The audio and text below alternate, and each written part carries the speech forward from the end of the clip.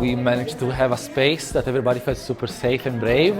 The embodiments that you have to really stay in it. The ability to play and try out the masks. This is a new group for me. I have not worked with any of these people before.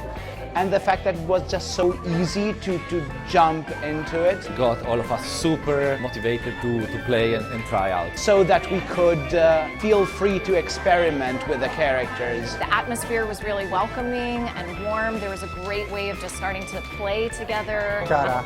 I love Chiara. She's so amazing. It's something that I've learned about more intellectually, Commedia dell'arte, but coming here and actually doing it was something I was scared to do, to be honest. And it just was so fun. And now I can't wait for the opportunity to try it again. Chiara at work and watch how she physicalizes each of the characters. It was fantastic.